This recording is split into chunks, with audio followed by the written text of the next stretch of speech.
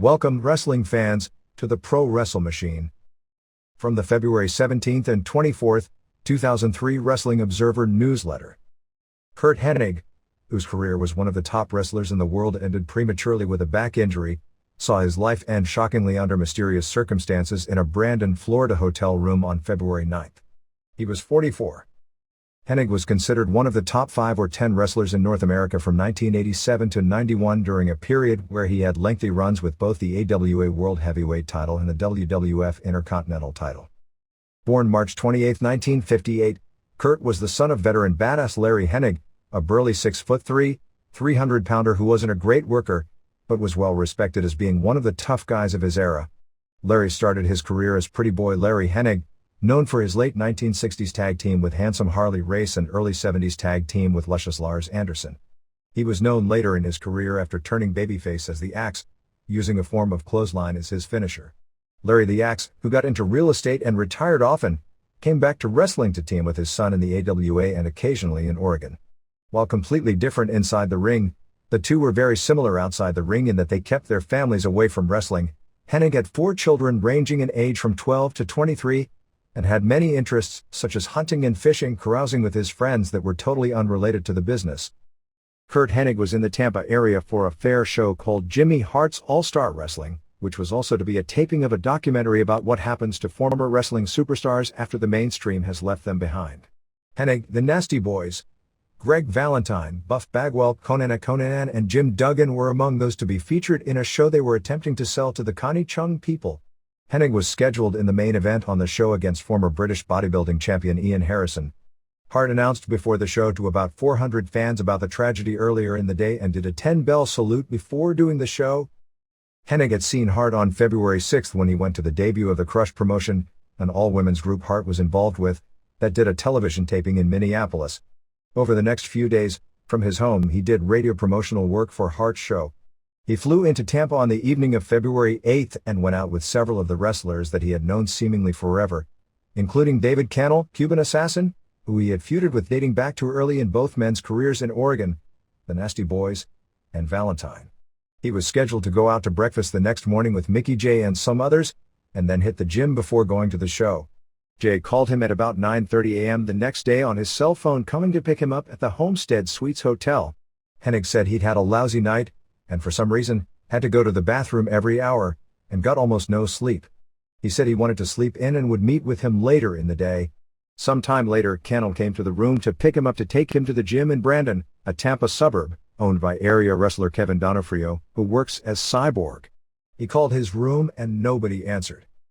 At about 1:30 p.m., Cannell and a few others went back to his room to take him to the fairgrounds.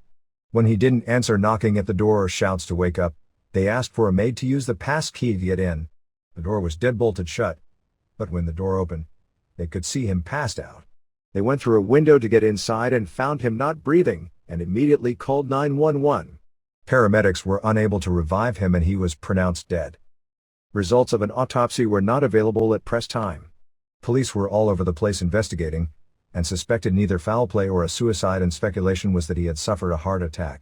He did have a family history of heart trouble, which plagued 2 of his sisters. While not having a drug reputation, he was a product of wrestling in the 80s, which meant steroids, and in particular downers and a fondness for drinking and raising hell.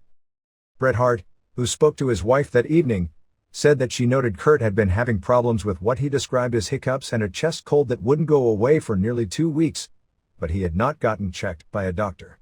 Those who were with him the night before said he described his problem as uncontrollable belching. Hennig followed his father and older brother Randy at Robbinsdale High School in the Minneapolis suburb of Robbinsdale. His father and brother were excellent high school wrestlers. The irony of Curt, who was most famous playing Mr. Perfect, a so-called perfect athlete who could compete at the top level in every sport, was that he was as great an athletic pro wrestler as there was during his heyday, but in a business where probably 40% of the stars were top athletes, he was really not a standout in any sport. He lost as many matches as he won as a 154 and 167-pounder wrestler in high school. His father wanted Randy, who was a high school contemporary of people like Ric Flair, Greg Gagne and Jim Brunzell in the area, to be a pro wrestler, but he had no interest in it. Curt gravitated to it, and became the pride of his father. As it turned out, 4 members of the Robbinsdale High class of 1976 became pro wrestlers: Hennig, his best friend since the age of 13, Rick Rude, along with Dean Peters, who wrestled as Brady Boone, Fire Cat and Battle Cat, and Tom Zenk. Of those, only Zenk will be alive for his 45th birthday. Rude, ravishing Rick Rude, whose father, Dick, was longtime friends with Larry, passed away at the age of 40 on April 20, 1999 of a drug overdose. Lethal doses of more than one painkiller were found in his system. Rude, who had been under contract with WCW, was training for an in-ring comeback with WWF, and had bulked up considerably before his death. Peters' career as an active wrestler had ended due to injuries when he took the spot of Brian Hildebrand as a referee for WCW. While driving from a TV taping in Palmetto, Florida on December 15, 1998, back home to Tampa, he apparently fell asleep at the wheel and his car went over an embankment and he was killed, also at the age of 40. Graduating the next from the same school were Barry Darsow, Demolition Smash, Repo Man, Crusher Khrushchev, John Nor, Berserker, Nor the Barbarian, and Scott Simpson, Nikita Koloff. Hennig and Nor in particular remained good friends, and had a regular Sunday night date where they'd hang out together and hit the local bar scene. Hennig was known in wrestling for a wild lifestyle, and being something of the life of a party and a master ripper. His last major job in wrestling, a 5-month tenure in WWF where they did nothing with him, ended this past June when he drank too much on a flight coming back from England, and started harassing Brock Lesnar, leading to something of an amateur wrestling confrontation on what later was to be known as the Plane Fight from Hell. He once put rotten cream cheese packets in my wrestling shoes, and they still kind of smell, remembered former New Japan wrestler Brian Johnston, who along with Don Fry trained for pro wrestling with Hennig and Wayne Bloom in 1997 and 1998 at Brad Reingen's camp. He had been around the business so long he knew every rib in the book, and it was almost impossible to rib him back. Some were harmless fun, but they weren't all like that. Hennig was legendary for taking dumps in people's clothes, cutting up clothes with scissors. The entire out-of-the-ring feud between Dynamite Kid and Jacques Rougeau actually started when Hennig cut up the Rougeau clothes with scissors and went to the bathroom when the Rougeaus came in, and blamed Dynamite and Davey Boy Smith. An argument ensued, and then a fight, with Dynamite doing a number on Jacques' face. Jacques, after his face healed but his pride hadn't, stewed for a few weeks before sucker-punching Dynamite with a roll of coins, knocking his teeth out. In 1998, when Ultimate Warrior was being brought in by WCW with a trapdoor gimmick, Hennig, Warrior, and Scott Norton all had to hide under the ring for a planned angle. Hennig took a dump under the ring, causing Norton to throw up and Warrior to get sick, since they had to stay under the ring, and stinking out everyone at ringside. Away from wrestling and to an extent inside the ring itself, he was like a younger version of Ric Flair during his heyday, as he was a great bump taker who everyone loved to wrestle because he made them look better than just about anyone else. And outside the ring, he loved to drink all night. He had the reputation as someone who could get totally wasted, and come back the next night and deliver a 4-stars match. While he wrestled on and off for 23 years, that peak period was really from November 21, 1986 in Las Vegas through August 26, 1991 in Madison Square Garden. When Hart appeared on Wrestling Observer Live last year and was asked if he could wrestle one last match, who would he like it to be, he surprisingly said Hennig, who wrestled Hart at SummerSlam in 1991 in Madison Square Garden and dropped the IC title to him in what, up to that point in time, was Hart's most important match of his career. He was among the best pure workers ever, said Hart. He won't be remembered as the biggest draw or most exciting personality, but maybe he was the best when it comes to being a guy you would wrestle where everything looked snug. He would take great bumps to make you look good, but he was light as a feather. Hart recalled when working with Hennig, that when Hennig would stomp on his chest, it looked like he was kicking the hell out of him, but it felt like somebody was dropping a grape on his chest. The two loved to party, starting off with beer and ending with Hennig's favorite Jack Daniels, and often they'd get so hungover on the road during the days of literally insane travel. Both worked more than 285 dates per year and more than 300 matches during that period, that they'd agree to not do much in the ring the next night. But they had a chemistry where, once they locked up, they'd do their match. The two did the same basic series of spots and bumps, largely in order, starting in the spring of 1989 nearly every night for months, and on occasion for 2 years, leading to their most famous match ever at the 1991 SummerSlam, in what was the company's best in-ring singles program in many years. Hennig was known as a good young babyface almost from his first match in the ring, which was on January 30, 1980 against Billy Howard. He was trained by Vern Gagne, surviving the famed Hell Camp that ran off about 90% of those who started. Of course, Hennig, as a second-generation wrestler and son of an AWA legend, did have its advantages as he was groomed in camp instead of beaten into quitting. After working some matches as a rookie in the AWA, he was sent on the road to gain experience to eventually come back as a player. His first stop was to work for Vince McMahon Sr. in 1981. He was only about 210 pounds at the time. He was tall and skinny in a promotion built on powerful physiques. Hennig was the territory's top babyface jobber in no time flat. He'd rarely win on television. But the veteran heels of the era such as Ray Stevens, Don Morocco, Greg Valentine, Bob Orton, Jimmy Snuka or Buddy Rose would sell more for him than anyone else on TV, and crowds always got into his comebacks. He was already a good bump taker and a high flyer, with one of the best drop kicks in wrestling. He may have been the first American wrestler, and certainly the first in the Northeast, to regularly utilize the missile drop kick. The maneuver, innovative at the time, would send crowds into a frenzy as he'd get near falls on the top stars that fans thought would be the night where they would finally see the big upset. He even had a spectacular television match when Tiger Mask, Satoru Sayama, was brought in as WWF Junior Heavyweight Champion, and often teamed with third-generation wrestler Eddie Gilbert, who became another of his later best friends in wrestling to have tragic ends.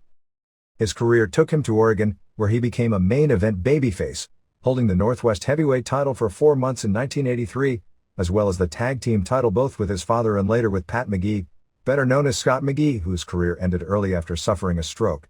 Oregon was probably the best place in wrestling to learn, as he wrestled 6 or 7 nights per week, working 15 to 25 minutes per match, and doing weekly interviews. It was a hot period in the territory as Hennig worked regularly with the likes of Rose and Dynamite Kid, who were two very different kinds of great heel workers. He had many spectacular matches by the standards of that era, and while you could see the flashes in his first WWF stay, people usually didn't talk about 23-year-old job guys as great workers. In Oregon, he became a great territorial babyface, but the feeling was he was too white meat, clean-cut and good-looking, and small and physically, to headline a major circuit. When he returned to the AWA, the idea was to put him in the role of a rising clean-cut babyface. The local product fans would see rise to where he could be a frequent challenger for the world title. He wasn't thought of yet as championship caliber, and one of his first programs did him no good. The Road Warriors, who were the hottest tag team act in the business, and arguably the hottest at this point in the history of the business, came to the AWA shortly after making a big name on national TV out of Atlanta, but the promotion was purchased by Vince McMahon and the new company didn't offer enough to keep them as regulars. AWA promoter Vern Gage was hard hit by losses to WWF of so many of his biggest stars, most notably Hulk Hogan, Jesse Ventura, Ken Patera, and Bobby Heenan, and brought in the Road Warriors and Bruiser Brody to save the ship from sinking. The Warriors were booked as heels, and Curt and Larry Hennig were frequent foes as a father and son team.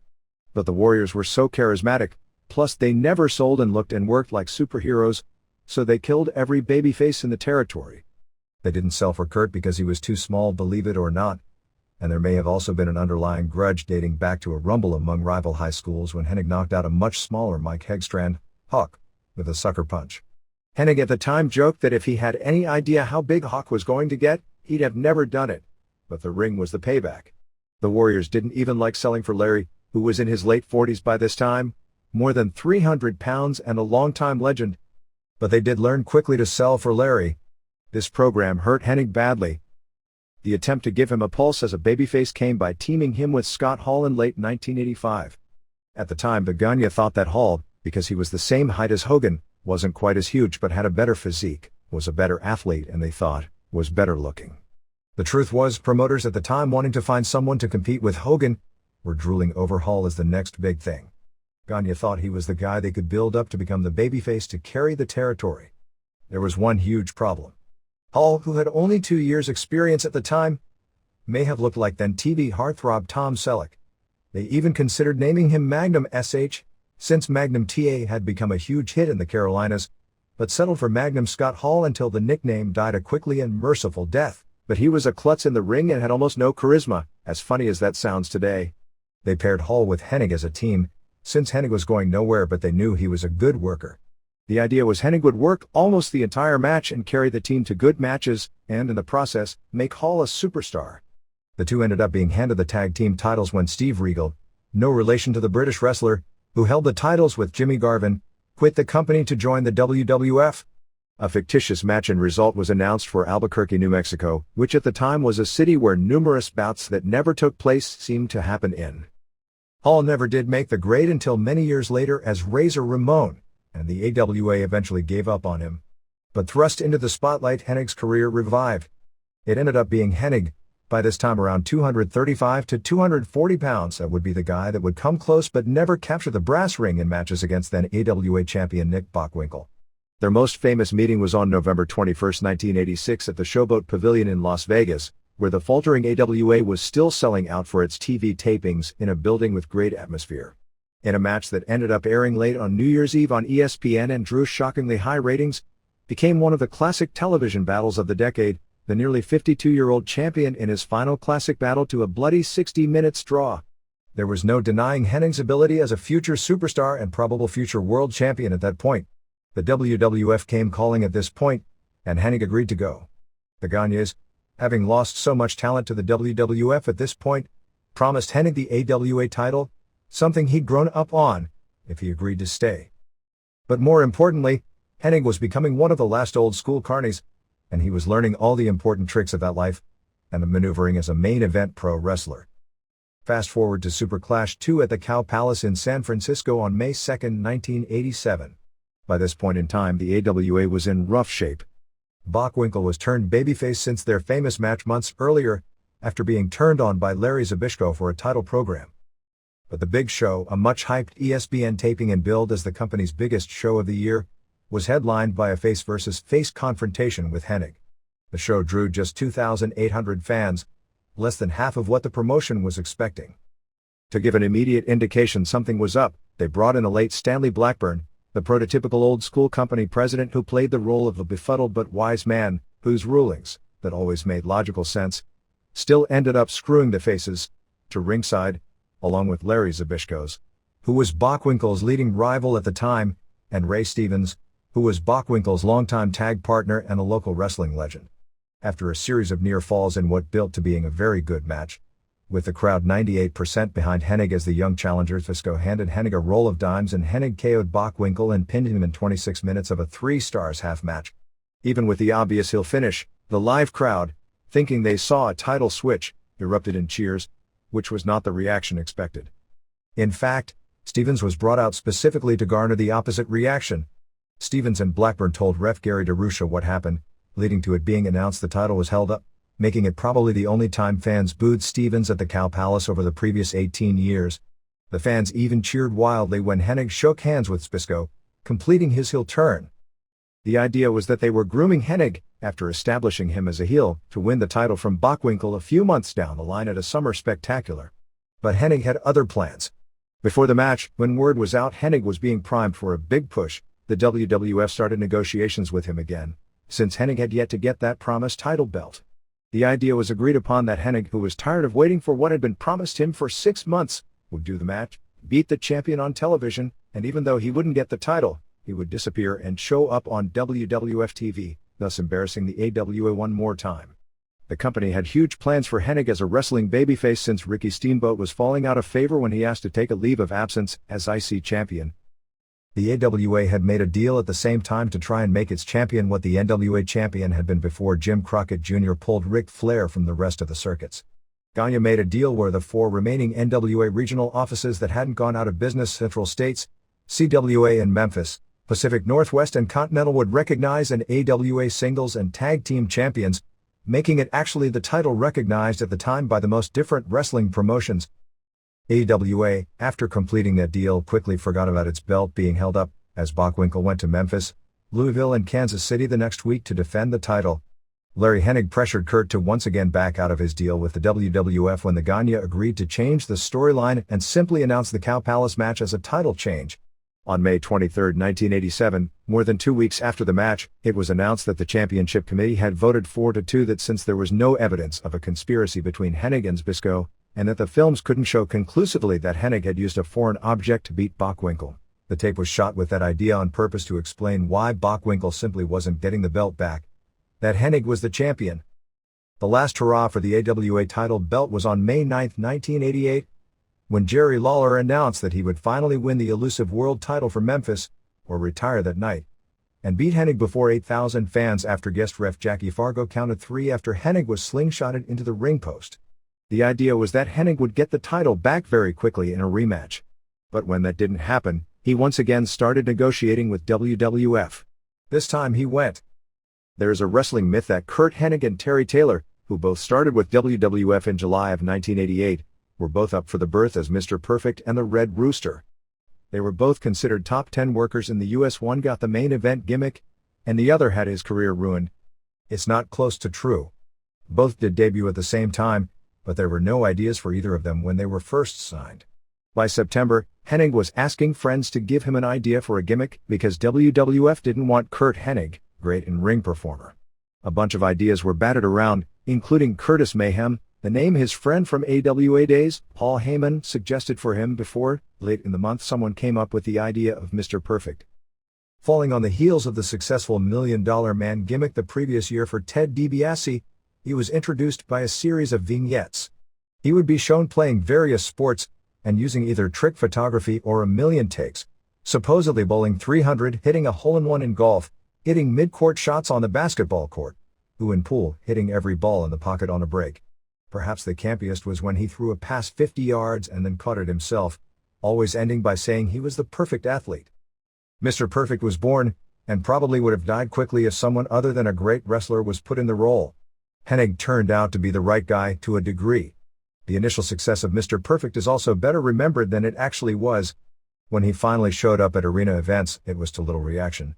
He was supposed to be a heel, but the skits made everyone know who he was and intrigued by him, but did nothing to make people hate him, as the company thought simply him calling himself Perfect would do.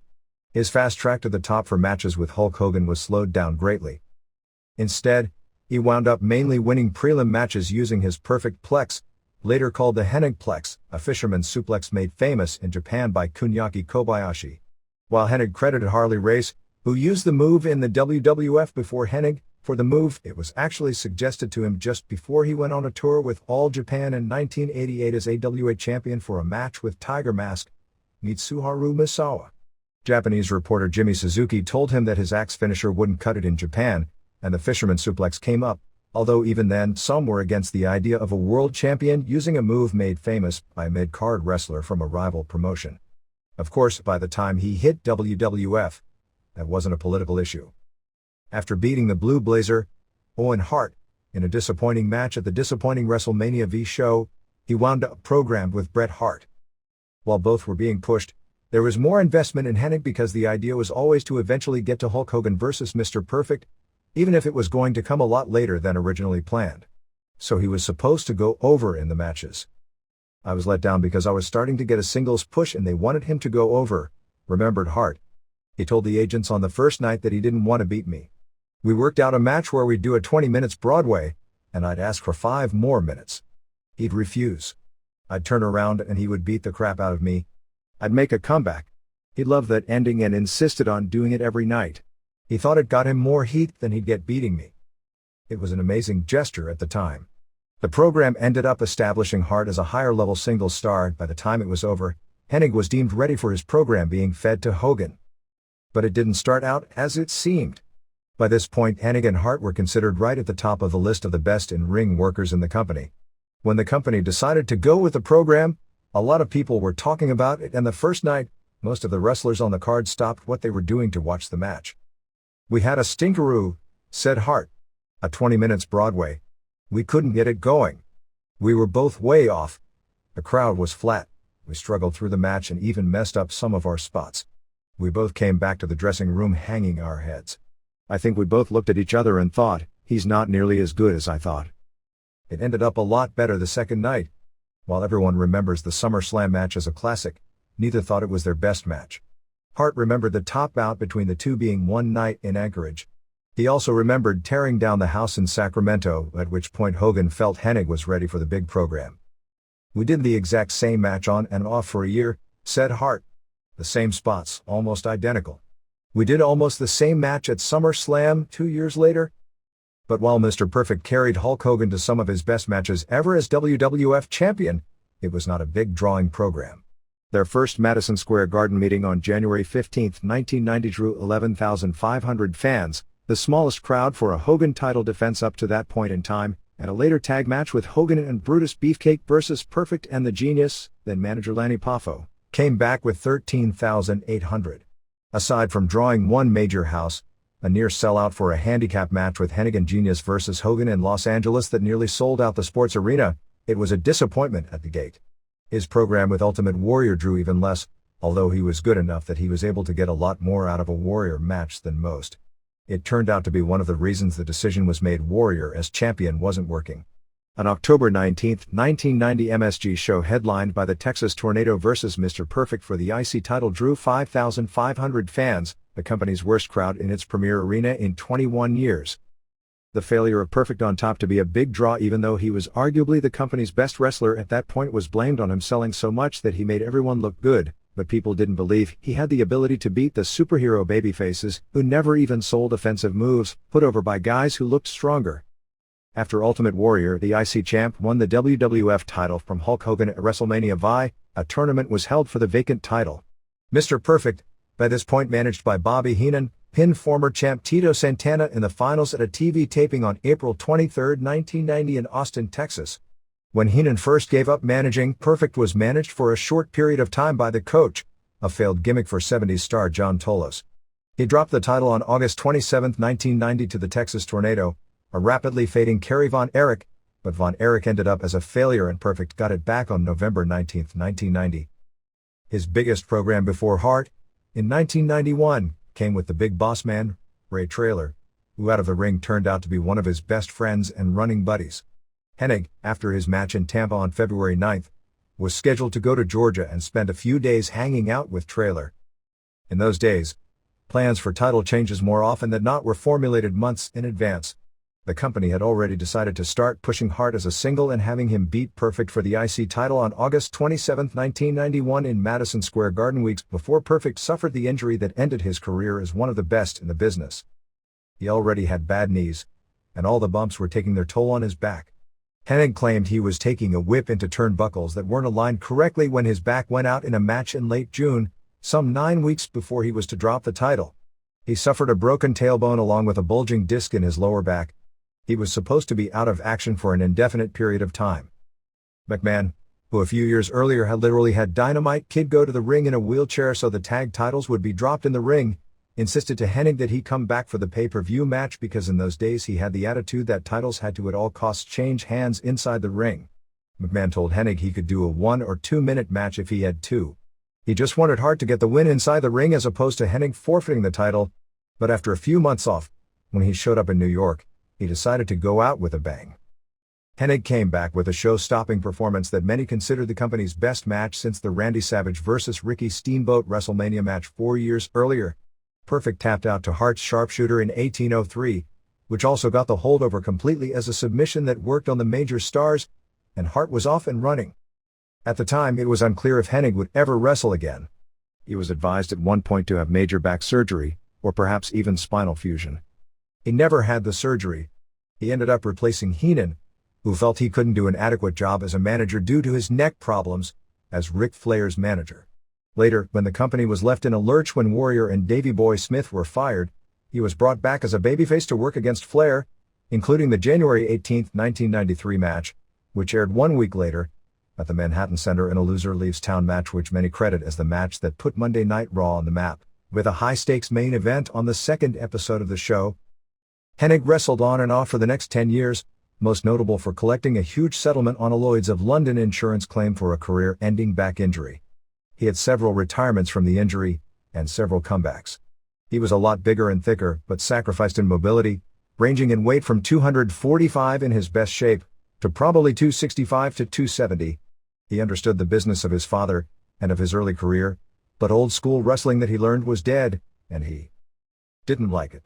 But he did a great job in playing the game of making money. While collecting insurance money, he was able to double down, working as a manager or a TV announcer for WWE, and staying as a major player in the spotlight much of the time.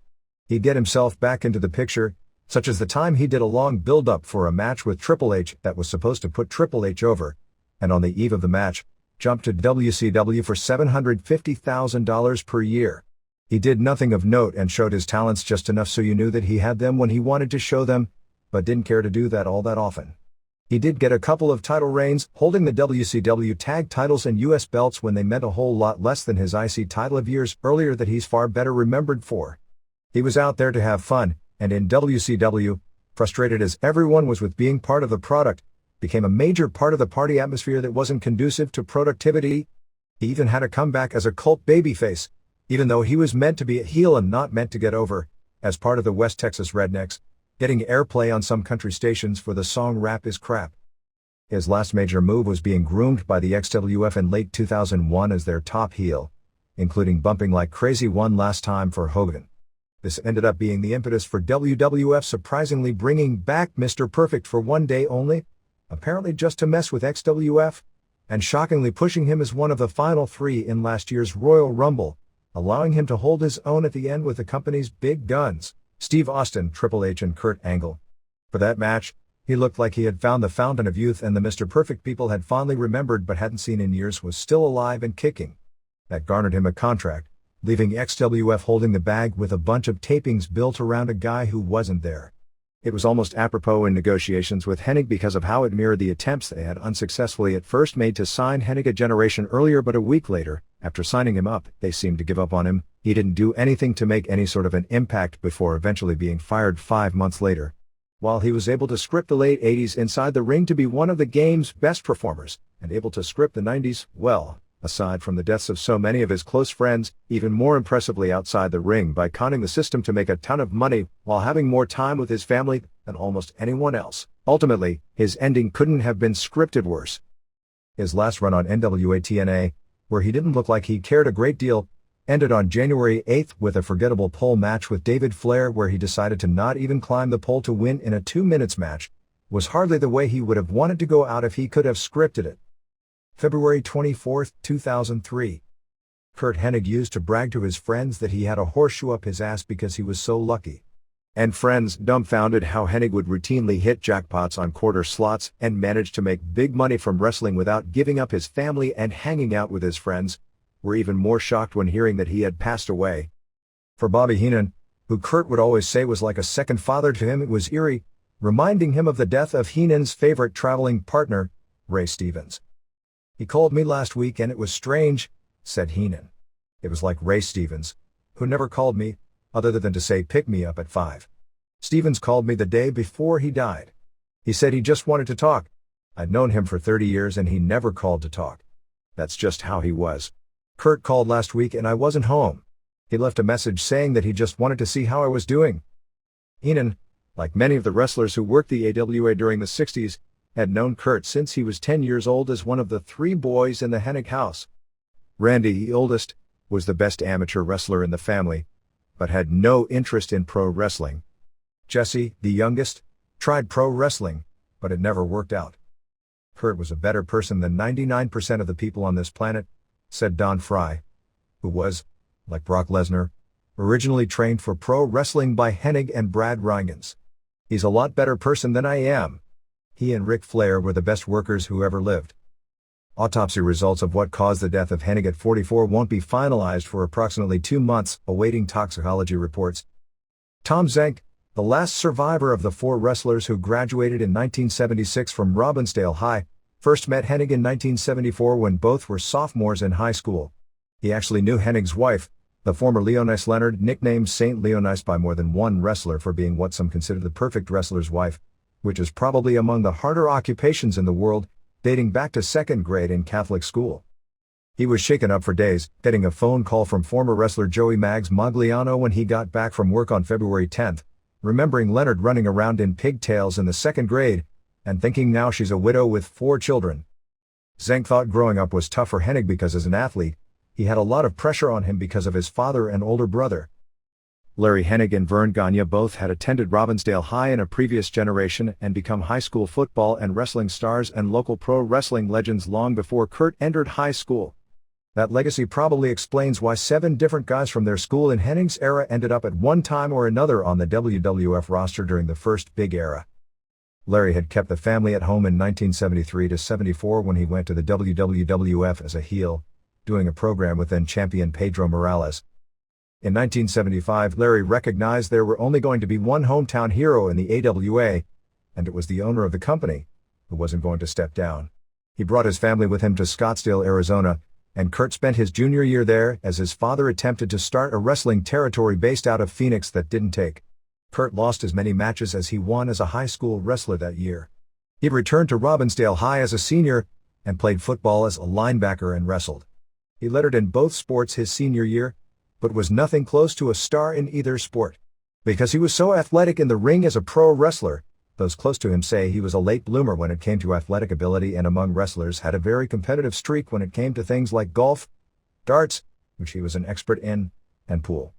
Everyone assumed, and he more than let them, that he was the prototypical golden boy high school sports star who, through pro wrestling, never had to give up that part of life by the way he carried himself. And he learned tragedy at a younger age than most in wrestling when his best friend, Brian DeClercq, the captain of the Robbinsdale High soccer team, who was engaged to his wife's sister, passed away from encephalitis from a mosquito bite just out of high school. It took him years to get over that, remembered Zank. Vern Gagne rushed Hennig into the ring on January 30, 1980 for a match in the Twin Cities against prelim wrestler Billy Howard. Hennig's debut and early prelim wins were more to create an angle to bring his father back for a feud with Adrian Adonis, who was in the role of the older bully picking on Larry's son, a natural angle for that market. But the AWA already had its father-son tag team. You could tell he had it in the ring from the beginning, remembered Heenan, who rated Hennig and Flair as the two greatest wrestlers ever to come out of Minnesota, which covers tremendous ground. He was agile and coordinated. Barry Windham had it from the beginning, and so did Dustin Rhodes. In many ways, Hennig's career mirrored that of Windham's. Both were second-generation wrestlers whose fathers were not what would be called good workers by any stretch in the ring, but were noted for being 300-pound physically tough men outside the ring. Both were tall, but naturally slender and far more agile than their fathers, and really blew them away inside the ring. By the late 80s, Hennig and Windham were right up there with Flair, Ricky Steamboat and Ted DiBiase as the best workers in the game, but were the younger generation. It appeared in the late 80s that they would, along with Shawn Michaels, Bret Hart, and Rick Rude, inherit that top mantle as the top performers inside the ring. But both had injuries stall their careers before they reached that top level of stardom that many expected from them. Both had their careers inside the ring seem to end on more than one occasion. Both continually came back to where newer fans had no idea that they were ever top stars. Ironically, they wound up being paired together in the West Texas Rednecks gimmick in WCW in 1999. With Kendall Windham and the late Bobby Duncombe Jr., it was a mid-card thing that wasn't supposed to get over. Even if it was supposed to make the Rednecks heels against the rapper babyface group led by Master P. The Rednecks, with Hennig as lead singer, would perform I Hate Rap, which was supposed to get heat, but ended up with fans singing along, I hate rap. Rap is crap. Inadvertently, through a combination of bad booking, Hennig, always outnumbered, always managed to outsmart his opposition and come back and look strong, and a backwards premise in the first place with the idea the WCW audience base would prefer gangster rap to country music, wound up turning him babyface and should have saved his career. The song even got some play on country stations and was turning into a cult favorite. But, as things were in that company, it was then mysteriously buried and dropped. And it was the last hurrah for both wrestlers. You made me laugh and gave me some of the greatest times of my career, even though it was a tough time in my life, wrote Windham in a guest book for Hennig's funeral, which had hundreds of entries from wrestlers, people in the business and fans from all over the world. I will always remember that. You always said that one day we would be joining up in heaven with Rick, Rude, and Bobby, Duncombe Jr., and raise so much hell in heaven they'd have to change the name. Hennig was sent away from the AWA in 1981 to learn the trade the old-fashioned way. He started in 1981 as a prelim wrestler in the WWF.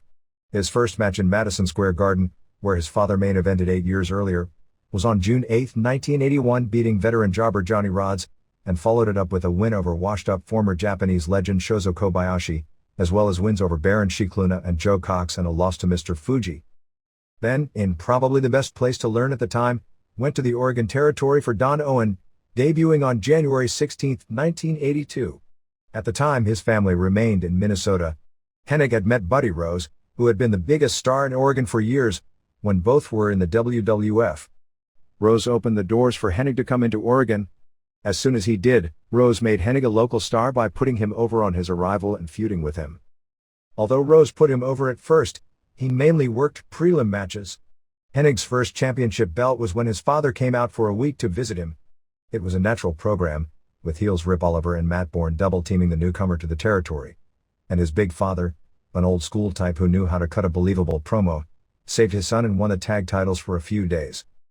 He returned to the WWF in the fall of 1982, where this time he was pushed as the top babyface television jobber and would look competitive often before losing to the top heels, and where he first met Eddie Gilbert and had his matches with the original Tiger Mask on television. He returned to Portland on March 26, 1983 for his first push as a star, working main events with all the top heels in the territory. That included some classic singles matches against Dynamite Kid, who was considered by many to be the top worker in the country at the time. Hennig was frequently challenging for the Pacific Northwest heavyweight title, and finally, about a year into his stay, on May 10, 1983, defeated Sheikh Ali Hassan to become champion, holding it for 4 months before dropping it to Dynamite. It was about that time that Rose did his babyface turn in spectacular fashion, and the two often teamed in main events, including great six-man tags with Billy Jack Haynes on the face side against the Clan, heels Oliver and the Assassin, David Canal, who ironically, along with his wife, who uses the wrestling name Fantasy, and longtime Florida referee Mickey J., found Hennig dead some 20 years later, and Dynamite. Hennig worked the territory through early 1984, when he returned to the AWA. During that period, he got his first Japanese booking in New Japan's MSG Tag Team Tournament, where his partner was former AWA regular Bobby Duncombe Sr., whose son would later form a tag team with Curt more than 15 years later and pass away under similar circumstances. The two worked as basically a jobber team in the tournament, won by Antonio Inoki and Hulk Hogan over Dick Murdoch and Adrian Adonis. During the tournament they also wrestled Andre the Giant and Swede Hansen, Riki Choshu, and Animal Hamaguchi, Tatsumi Fujinami, and Akira Maeda, Killer Khan, and Tiger Taguchi, Seiji Sakaguchi and Rusher Kimura and Otto Wands and Wayne Bridges. After becoming a regular in the AWA, he was sent to All Japan for the 1985 Tag Team Tournament to be the jobber half of the team with AWA legend Nick Bockwinkel, in the tournament won by Stan Hansen and Ted DiBiase, and featuring Jumbo Tsuruta and Genichiro Tenryu, Harley Race and Jesse Barr, Giant Baba, and Dory Funk Shoshu and Yoshiaki Yatsu, Dynamite Kid and Davey Boy Smith and Kimura and Ashura Hara. By the time he came to All Japan for his second tour in January of 1987, he was elevated to star status as he'd become the leading contender for then champion Nick Bockwinkel, and it was somewhat known he was promised the AWA belt. Probably with the idea of setting up a program for the title at some point. On January 17, 1987 in Tokuyama, Hennig was pinned when challenging Choshu for the PWF title. But by the time Hennig won the AWA title, Choshu was gone from All Japan. After winning the AWA title, his only title defense in Japan was a loss via count out to Tiger Mask, Mitsuharu Misawa, in January of 1988. He didn't work Japan much after that, mainly working on a few major Tokyo Dome events. He worked the April 13, 1990 US and Japan Wrestling Summit before 52,743 fans, where he wrestled as Hennig instead of Mr. Perfect, even though it was a WWF show because they put him in a tag team with Rick Martel as ex-AWA World Champions, losing to Jumbo Tsuruta and King Haku in a match where he took a lot of unique bumps. He worked the SWS WrestleFest on March 30, 1991 before 42,000 fans, retaining his IC title in a DQ loss to Von Erich in just 6:59 in a match that didn't get over with the fans booing the Americanized ref bump finish and Von Erich looking bad in the match. He also worked the January 28, 2001 Tokyo Dome show for All Japan, teaming with Wyndham and Mike Rotunda and losing to Johnny Smith and Jim Steele and George Hines in a mid-card match before about 32,000 fans. There was always underlying tension between Hennig and Greg Gagne during the AWA days. Hennig, who was a far better worker, largely took Gagne's spot as the local second-generation babyface and #1 title contender. Eras changed and the 190-pound Gagne, a big local star in the late 70s and early 80s when teaming with Jim Brunzell, could no longer overcome his lack of physique by a viewing public that viewed nearly everyone who didn't take steroids as having a subpar physique. Still, it wasn't an easy pill to swallow, and Hennig was turned heel, a role he flourished in as a performer. Once, when Hennig was champion, he was double-crossed on the finish of a match with Gagne and was upset that he was swerved by Stevens, who was working for Vern Gagne as a booker at the time, since Stevens was one of his idols growing up. But to show how dead the AWA was on the big Thanksgiving show on November 26, 1987 at the Minneapolis Auditorium, headlined by Curt vs. Greg with Larry and Vern in the respective corners, drew just 1,800 fans. Vern, who was 61 by that point, KO'd Curt with a foreign object to win the title for Greg, as announced in the building that night, but reversed on television the next week. The only thing at the time keeping the company going is that ESPN was paying them for the TV show. The two most unknown factors about Mr. Perfect was, besides not being a superstar athlete before pro wrestling, and that he himself never liked the gimmick he played so well. He didn't want to be Mr. Perfect, noted Heenan, who managed him, taking over for the genius, Lanny Poffo, before Heenan gave up managing due to neck problems and Hennig was put with coach John Tolos. He wanted to be a cowboy character. His WCW West Texas Rednecks gimmick was his favorite character because he loved country music and singing country songs. His dad always wore cowboy boots and loved country music too. Made no sense to me, since they were both from Minnesota. You'd think they'd like Viking music or something. But it's doubtful anyone could have played the character as well. The WWF was filled with outlandish gimmicks during that era.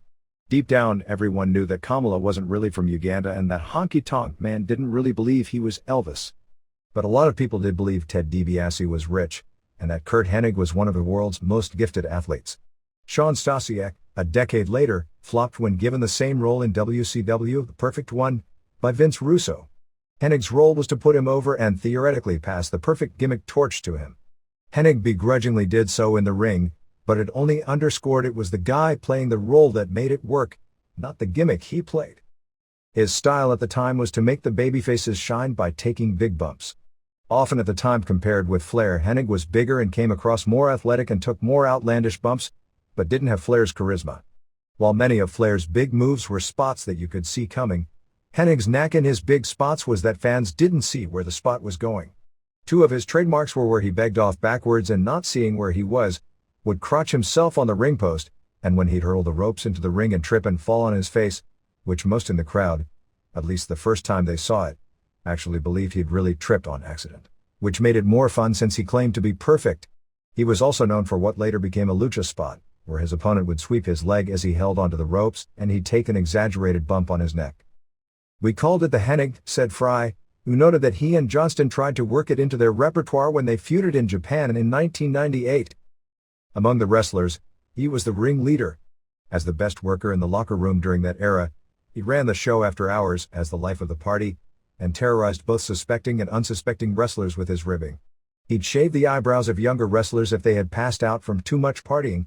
He'd put X-Lax in people's drinks so he and the rest of the crew could get a laugh. He'd cut up people's clothes and sneak around it and watch people explode and blame others for it. When guys were in the ring, he'd chain their bags to poles in the arena. Joe Scarpa, Chief J. Strongbow, one of the agents at the time, nicknamed him Dennis the Menace. A few years back, while training some of the Japanese, he told one of the kids that it was an American tradition to shave their heads at the end of camp. So he shaved one of the newcomers' heads while everyone else laughed. He pinned the hair on the wall at Brad Reingen's gym like it was another trophy. Fry noted he once got the better of Hennig in a rib momentarily when he put stale cheese packets in his wrestling boots. Hennig, in retaliation, thought he was getting back at Fry, but mistakenly did the same thing to Fry's training partner, Brian Johnston. "I got one over on him, but he ended up paying me back in spades," Fry joked. In WCW, he once put a dead fish in Mark Madden's suit hours before a Nitro broadcast, and when Madden put the suit on, he discovered the fish, but the suit reeked for the rest of the night. Heenan noted that some of his favorite moments ever in the business were when he and Hennig worked together during one of Hennig's injury sabbaticals on the set of Primetime Wrestling, the show that later morphed into Raw on Monday nights on the USA Network, where the two along with Vince McMahon would do cutaway segments. The two remained friends, seeing each other most Christmases at Wade Boggs' Christmas party. Heenan even agreed to accompany Hennig to the ring, sort of coming out of retirement after 11 years to be a manager, although they called it a sports agent. The term WWE later took for Paul Heyman this year, or the XWF TV tapings where Hennig was pushed as the heel the top programs were being built around. "Between Curt and Brad, I learned so much in such a short period of time," Fry said. "The one thing I always wanted to do was wrestle against him. I'd have been afraid, because as a rib, he might make me look like a complete idiot." Nick Bockwinkel, who capped off his memorable career at the age of 52 by dropping the AWA title to Hennig under unique circumstances in 1987, had known Hennig since he was a teenager, and even brokered the life insurance policy Curt took out on his wife. "I don't know what he had for himself," Bockwinkel said. "Whether he had it with someone else, it was something we never talked about. He was second generation, like myself," said Bockwinkel, whose father, Warren, was a contemporary of Lou Thez and Fred Blassie, breaking into wrestling in St. Louis in the 30s. "Larry was a lot like my father. He drank a little, like most of the boys, but he set a good example, and Curt had a good upbringing. Mother, Irene Hennig, was very no-nonsense. They have to be devastated." His first clear memory of Curt came when a lot of the wrestlers got together to do some boating on a lake. Bockwinkel had a new speedboat, and his tag team partner, Ray Stevens, asked to take it for a pin. Bockwinkel told him no way. A little while later, Curt, then 14, and brother Randy, 16, asked if they could take a ride on the boat with their two dates from high school. Bockwinkel gave them the keys, which infuriated Stevens. He told Stevens that he knew he'd push the boat to the max, while the Hennigs, because they were brought up right, would take care of it. When they were done, they put the boat in the dock, tied it up by themselves, and their dates were wiping the boat down, he said. "I looked at Ray and showed him, and said that's why I let them take out the boat." Bockwinkel fondly remembers the match the two had that firmly put Curt Hennig on the map as one of the best wrestlers in the world. "I was 52 years old, actually a few weeks before his 52nd birthday when the match took place, but 52 when it aired on television, and we're at the Showboat in Las Vegas taping a New Year's Eve special for ESPN, he said. The match was going fine until he hit the ring post and needed 10 stitches. He was bleeding a lot worse than he wanted to and didn't know if he could go the 60 minutes. He panicked a little when he saw how much blood he was losing. I just told him not to worry and keep going. We went the distance because he was a trooper and understood what the business was." A few months later, just before Bockwinkel planned to retire from the ring and take a job as an agent with the WWF, he dropped the AWA title to Hennig, who was involved in his own manipulations with negotiations with Vince McMahon to pressure Verne Gagne to get it. At the time, a champion needed to be a guy who looked the part, with an athletic body, and either be able to wrestle or at least make the people believe he's able to wrestle, have charisma, and be able to talk, Bockwinkel said. Plus, he had heritage. I think Verne could see that he was the man. There was no doubt in my mind he should have been. But he was not the man who could save a sinking ship. The AWA and its championship, even in its home territory, by this point had long been usurped in fans' eyes by the perennial WWF, Hogan, and NWA, Flair, champions of that era as the ones that meant something. Hennig and the belt were only able to draw in Memphis because Jerry Lawler was still such a strong local babyface, and his quest to win a major world title remained a vibrant program. Hennig's prime years ended right about the time he appeared on the verge of being considered the best wrestler in the country. After suffering the back injury in late June of 1991, and coming off the road, he still had to wrestle on television because he was IC champion. In those days, belts meant money, and even though the plan was to get the belt to Bret Hart, there were more than 2 months before that match was going to happen. In those days, the WWF was a lot more flagrant about false advertising at house shows. Since Hennig and the belt meant a lot, he was billed for months' worth of house shows and title defenses that he wasn't at. To keep fans from realizing he was gone, or not seeing the belt, he was brought in for TV tapings on July 29th and 30th of that year. He was in so much pain on the first night in Worcester, Massachusetts, that he couldn't even rotate his body to do the perfect plex and had to win a squash via a bad-looking count-out, which was unheard of in that period. He taped a second 30-second squash match the next night that was scheduled to air after SummerSlam, so he went out to the ring without the belt, foreshadowing the ending of what would probably be considered his most famous match of his career. He also was in the main event on the January 27, 1990 Saturday Night's Main Event, taped January 3, 1990 in Chattanooga, that drew an 11.1 rating, among the highest ratings in the history of television in the 11:30 p.m. to 1 a.m. Saturday night slot. He teamed with manager The Genius, losing to Hulk Hogan and Ultimate Warrior in a match that was the epitome of one-man show in the ring. Hogan and Warrior as a tag team just before their WrestleMania match drew the 5th largest TV audience ever to watch a wrestling match in the U.S. that night, but it was Hennig who, once the bell rang, saved what on paper looked like a catastrophe.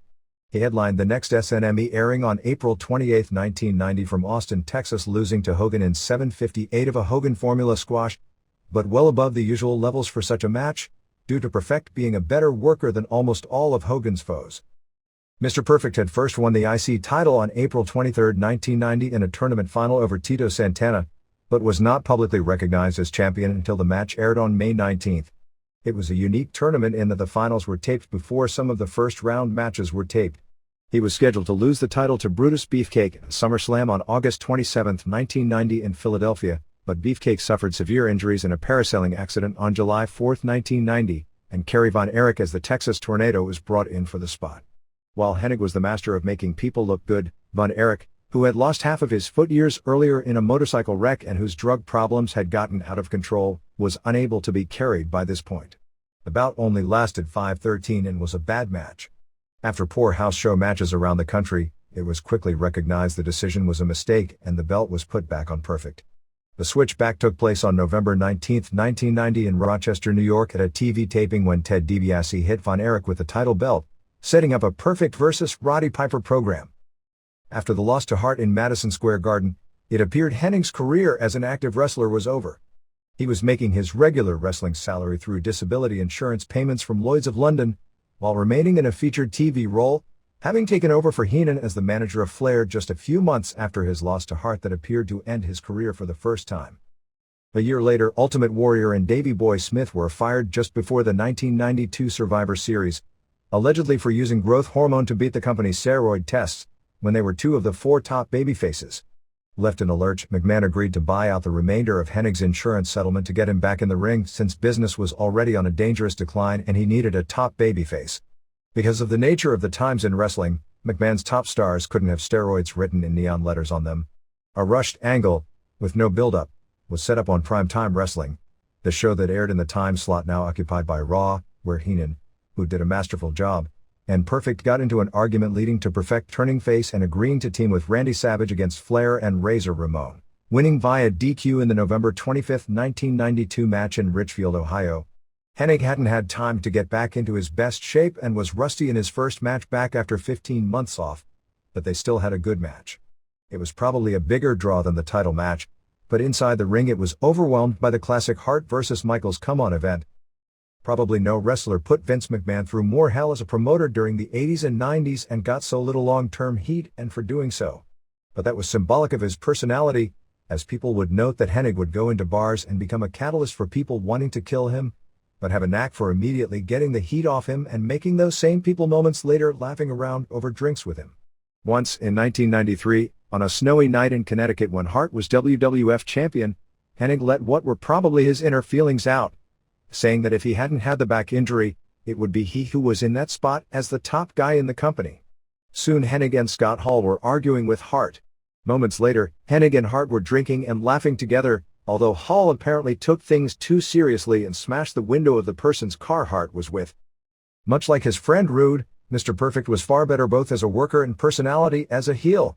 Once he beat Flair in their Loser Leaves Town match, Hennig's run as a face got stale in a hurry. He was sliding down the cards, putting over the likes of Lex Luger, Diesel, Kevin Nash, and Ludwig Borga, current pro boxer Tony Halme from Finland, and hardly wrestling like Mr. Perfect. He did a heel switch by turning on Lex Luger, who had turned face by this point, at WrestleMania 10 on March 20, 1994 in Madison Square Garden, costing him the WWF title in a match with Yokozuna, but then walked out on the program with his second career-ending back injury.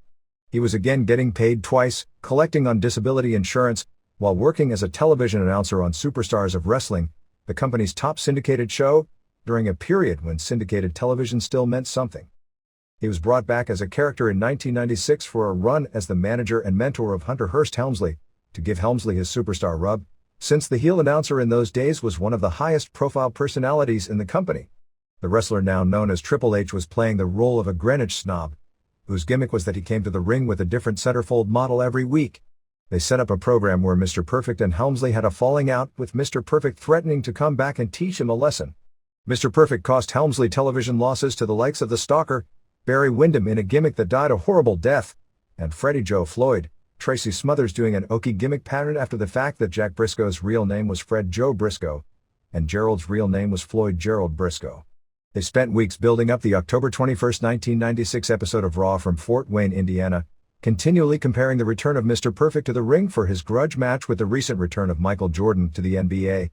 At the time the angle started, Bret Hart was in the middle of negotiations with WCW, and there was talk of buying Hennig out of his policy once again and making him a babyface to work near the top. But from the start, the basic angle was for Mr. Perfect's return to be the swerve it turned into. As it turned out, they did a screwed job, as during the show, Helmsley injuring Perfect's knee to running a crate into him. IC champ Mark Marrow came out to avenge Perfect, but the storyline was that it was all a swerve on Marrow, who had stolen Sable from Helmsley. At the end, Perfect hit Marrow with a chair, allowing Helmsley to win the title, in what, after the fact, was billed as the Perfect Angle. This came on the night Hart returned and gave his speech about being WWF for life after having just signed a 20-year contract that day. Against heavy competition which included the World Series and Monday Night Football, Raw did a 2.6 rating that night compared to a 3.2 for Nitro, the closest the ratings race had been in many weeks. The previous week's margin was 3.2 to 1.78, which at the time was the lowest rating in the history of the Raw show. But as well as that angle played out, in almost Brian Pillman-like fashion, it was a double angle. Hennig was about to get a large cash settlement on his insurance policy of somewhere between $150,000 and $300,000. To get the settlement, he would have had to sign a statement saying he was permanently disabled and would never wrestle again. Hennig supposedly never outright told the WWF he was coming back for the match with Helmsley, but did give everyone the impression that he might. He never said no until a few days before the taping. Because of the insurance situation, the WWF legal department sent a memo to Lloyd's to open negotiations on another settlement, going on the idea Hennig was coming back as a top babyface. This was coming at the time when they thought there was a good chance they were losing Hart to WCW. When Lloyd's got the memo, they informed Hennig they weren't paying him the lump sum because of the belief he couldn't be permanently disabled if he was contemplating a return to the ring at that same time. At about that time, after so many Minneapolis-based wrestlers got disability claims on their Lloyd's policies, the company stopped insuring any new wrestlers. Hennig was furious, feeling the company had double-crossed him, and for revenge, contacted Eric Bischoff. After no-showing several house show dates as well as voiceover sessions for 2 television shows, WWF attorney Jerry McDevitt sent out legal threats to WCW. The letter claimed the company was tampering with Hennig's contract, which didn't expire until May of 1997. McMahon and McDevitt were scared that Hennig would debut on the November 11, 1996 Nitro, although that was never the plan, as WCW was aware they couldn't debut him until his contract expired, and the fact Hennig contacted Bischoff seemed to eliminate the tampering charge.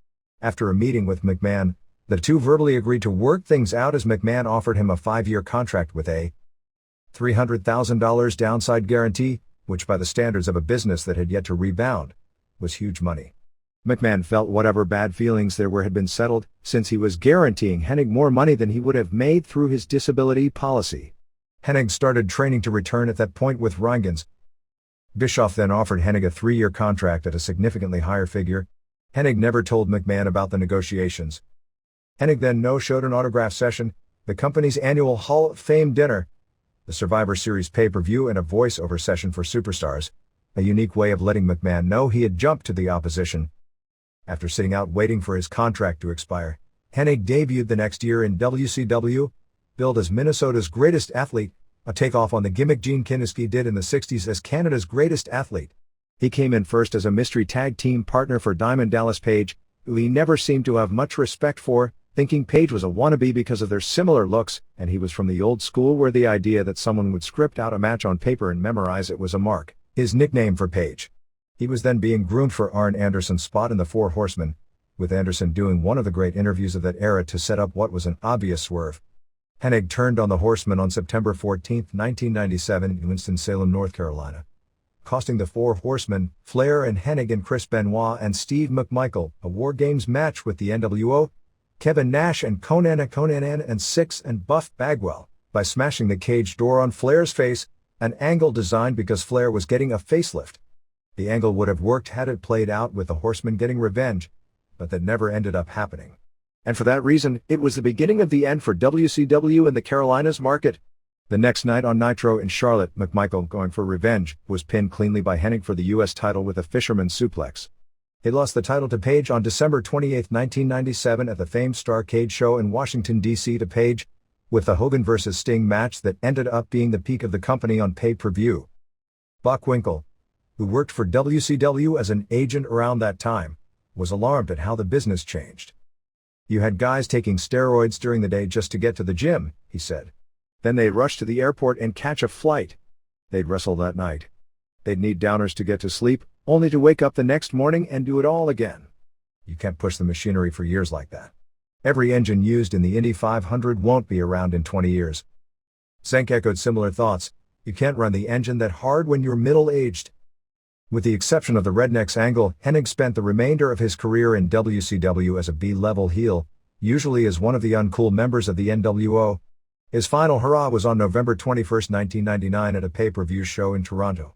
They were doing an angle where Hennig, at this point a babyface feuding with Vince Russo, would be forced to retire the next time he lost a match. This led to a series of fluke wins every week by Hennig that started getting him over as a babyface. But on the pay-per-view, Hennig lost to Bagwell, and got a huge standing ovation and loud perfect chants from fans who actually believed they were seeing him for the last time. Of course, he wound up wrestling the next night on Nitro and the stipulation was forgotten about. He faded from WCW, or maybe it was WCW simply faded away itself. Hennig got to maneuver himself one last time as the key guy on the XWF television pilots. Hennig worked as a heel against the top faces, Bagwell, who the fans booed against him, and Vampiro, as well as working a dark match against Hogan. WWF announced the return of Mr. Perfect, supposedly as a one-shot gimmick worked through XWF, in the 2002 Royal Rumble in Atlanta. Hennig was supposed to fly out after the show and join the XWF contingent at the NATPE convention in Las Vegas as they attempted to sell their show. Instead, he stayed with WWF, signing a 3-year contract. But after the thrill of the steel faded, and Hennig's performances in the ring weren't up to the new standards, he wound up relegated to syndication, and soon, disappearing even before losing his job from the incident with Lesnar on a flight coming back from England. Hennig's career ended with a series of forgettable matches on NWA TNA. He was likely working an old-school angle once again, continually on interviews talking about being the man who took Brock Lesnar down at 35,000 feet. While it came off as a knock on the opposition, Hennig probably had the mentality of an old-time wrestler, whether correct or not, that if he said it often enough, people would want to see the match, and he'd be back in the big show. This time Hennig's angle didn't play out. Hennig's popularity among those in wrestling was evident by the tributes to him on television. On the February 12 NWA TNA show, besides opening the show with a tribute to him, Chris Harris, who had become friends with Hennig, asked to use the Fisherman's Suplex as a tribute to Hennig to pin Ricky Morton in a tag team match. For the first time in years, it was even called the Perfect Plex by announcer Mike Tenay. They had used Hennig Plex for years because of WWE trademarking the Mr. Perfect gimmick. On the February 17 Raw show, they put together a nice video tribute, including showing clips of a lot of his Mr. Perfect vignettes. They showed him making long putts in golf, bowling strikes, hitting a baseball out of the park while Wade Boggs watched, throwing the football where he caught it himself using trick photography, and making the half-court shot in basketball. Later in the show, Chris Jericho did the Hennig trademark of spitting the gym out of his mouth and hitting it. Roddy Piper spoke at length about Hennig, see Portland Wrestling Story, on the final episode of Portland Wrestling. That same night at a house show in the Dalles, Oregon, Buddy Rose asked for a minute to talk about Hennig, and ended up talking about him for about 10 minutes. OVW also ran a piece on his death. It was also shown by the list of names attending his viewing and his funeral on February 16 and February 17, ranging from Jesse Ventura, who apparently hadn't known about Hennig's death and found out the morning of the funeral while training in the gym, and rushed from the gym while still in his sweatpants. Vince and Shane and Stephanie McMahon, Bret Hart, Bill Goldberg, Vern and Greg Gagne, Brock Lesnar, Rick Steiner, Ray Traylor, Brian Blair, Steve Kieran, Jim Brunzell, Masa Saito, Brian Knobs, Baron Von Raschke, Scott Ledoux, Harley Race, Stan Big K. Kowalski, Eddie Sharkey, Jerry Saggs, John Knorr, John Sir Oliver Humperdinck Sutton, and many others. Several WWE wrestlers were wanting to attend. Lesnar was the only one at the funeral, but because of scheduling and weather weren't able to make it, and it would have been impossible for wrestlers on the Raw roster to attend with the exception of Michaels, who doesn't work on the road. A correction from last week's piece. The January 18, 1986 match in Albuquerque where Hennig and Hall won the AWA tag titles from Jimmy Garvin and Steve Regal did take place. The match took place at the Albuquerque Auditorium, which no longer exists, and actually went 58 minutes, as they teased going the full 60 minutes to a draw when they had the pinfall on Regal to switch the titles. Regal left for the WWF after that match, but did let the office know and drop the belt in a professional manner. It was a last-second change with no TV cameras present because of the nature of the timing of everything. Albuquerque was frequently used by Dusty Rhodes, but not Vern Gagne, as a city to use for fake title changes. An interesting trivia note is that one of the promoters of the show was then Congressman Manuel Lujan, who later became Secretary of the Interior during the George Bush, father, administration. Curt Mr. Perfect Hennig career title history. World Wrestling Federation Intercontinental, defeated Tito Santana in finals of tournament for vacant title April 23, 1990 Austin, lost to Texas Tornado, Kerry Von Erich, August 27, 1990 Philadelphia, defeated Texas Tornado November 19, 1990 Rochester, New York, lost to Bret Hart August 26, 1991 New York. American Wrestling Association World Heavyweight, defeated Nick Bockwinkel May 2, 1987 San Francisco, lost to Jerry Lawler May 9, 1988 Memphis. World Championship Wrestling United States Heavyweight, defeated Steve McMichael September 15, 1997 Charlotte, lost to Diamond Dallas Page December 28, 1997 Washington. AWA World Tag Team, with Scott Hall defeated Jim Garvin and Steve Regal January 18, 1986 Albuquerque, lost to Buddy Rose and Doug Summers May 17, 1986 Hammond. WCW World Tag Team, with Barry Windham defeated Chris Benoit and Dean Malenko in tournament finals for vacant titles February 21, 1999 Oakland, lost to Chris Benoit and Dean Malenko March 14, 1999 Louisville.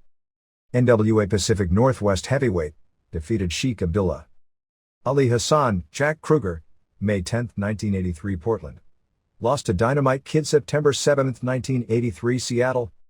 NWA Pacific Northwest Tag Team, with Larry Hennig defeated Rip Oliver and Matt Bourne April 27, 1982 Portland, lost to Rip Oliver and Matt Bourne May 1, 1982 Portland, with Buddy Rose defeated Rip Oliver and the Assassin, David Cannell, November 5, 1983 Portland, lost to Dynamite Kid and the Assassin November 12, 1983 Portland, with Pat McGee, Scott McGee aka Gary Ports, defeated Dynamite Kid and the Assassin December 23, 1983 Eugene, lost to Rip Oliver and the Assassin February 11, 1984 Portland. Wrestling Observer Awards 1983, Most Improved Wrestler. The Reader's Pages. Hennig. Nice piece on Hennig. Two underrated matches he had were against Bret Hart at the 1993 King of the Ring, which was better than their Survivor Series match in my opinion, and against Shawn Michaels on a prime-time wrestling show in 1991. In the latter, you'll see the best time superkick and bump sequence you'll ever see in your life. With all the talk this week about Hennig's career highlights, I hope those two matches won't get overlooked. Jeff Gagliardo. I was very saddened to read the news of Curt Hennig's passing this week. Hennig was easily one of the greatest talents of the last 15 years, with memorable feuds with Bret Hart and Shawn Michaels and as Hulk Hogan's main rival in 1990. One of my greatest memories of Hennig came on November 21, 1999 at the Air Canada Centre for the WCW Mayhem pay-per-view. The storyline going into the match with Hennig vs. Buff Bagwell was if Hennig lost, he would be forced to retire. Hennig lost the match and received a standing ovation from the crowd with chants of perfect going through the building.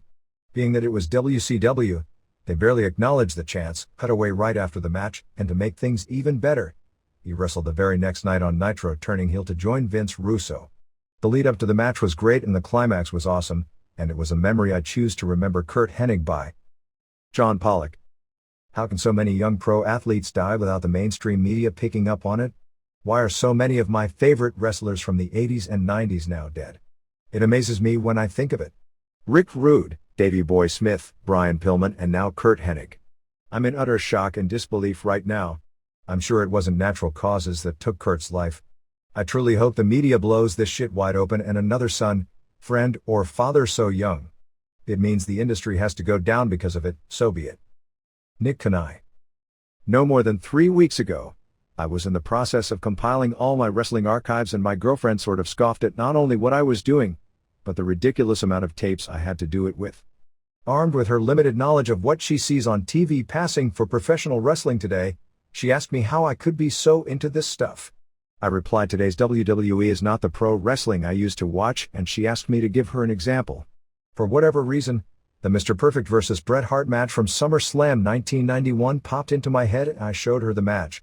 Her response was, I like that because they actually wrestled. Why don't they do that anymore? Taking a non-fan and having them get into a 20 minutes match is as perfect a tribute one could give to Curt Hennig, who was without a doubt one of the great workers of his or anybody else's era. It saddens me that the sport has lost another great traditionalist who brought nothing but a lot of pride, class and dignity to his craft. Joshua Christie. Whether it's the clash of titans in the ring or the drama that unfolds outside it, we're here to break it down, match by match, feud by feud. Remember, in the world of wrestling, every day is a battle, and every victory is a story waiting to be told. Until next time, keep the passion alive, and never stop wrestling with the possibilities. This is the Pro Wrestle Machine,